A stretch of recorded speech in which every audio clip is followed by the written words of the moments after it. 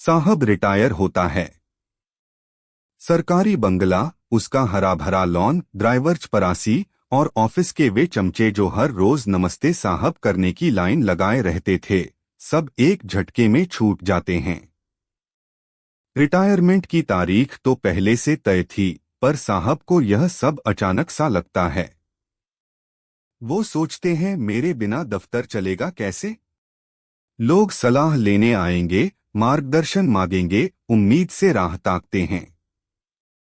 पर हाय, कोई नहीं आता। न शाम रंगीन होती है, न सुबह।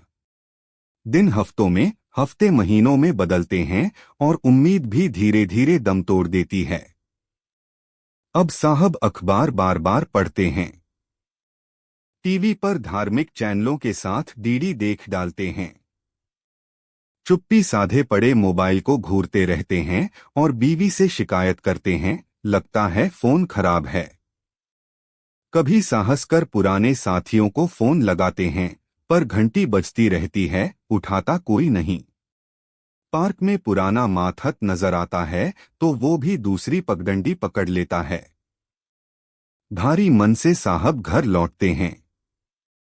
धीरे धीरे समझ आता है, दुनिया उनकी उम्मीद से बहुत पहले बदल चुकी है। अब कार का दरवाजा खुद खोलना पड़ता है। शॉपिंग का बिल भी खुद चुकाना पड़ता है। थिएटर की लंबी लाइन में लगना, ट्रेन में अपना बैग खींचना, सब उन्हें खलता है। बेचैन साहब अब मिलनसार बनने की कोशिश करते हैं। शादियों से लेकर 13वीं तक हर न्योते में पहुंचने लगते हैं। सबको जन्मदिन की बधाई देने की आदत डालते हैं। मगर आदत पुरानी नहीं, इसलिए सब अटपटा लगता है। बेचैनी और बढ़ती जाती है। उधर दुनिया और रिश्तेदार बदल चुके हैं। जो कभी याचक बने रहते थे, अब निष्ठुर हो गए हैं। पुराना उधार डूब गया है, किराने वाला भी नगद मांगने लगा है। कुछ साहब अध्यात्म का सहारा ढूंढते हैं, मगर वहां भी दिमाग में पुराना ऑफिस, ठेकेदार और फाइलें घुस आती हैं। ध्यान भटक जाता है। धीरे धीरे साहब बाल रंगना भूल जाते हैं, तेजी से बूढ़े होने लगते हैं।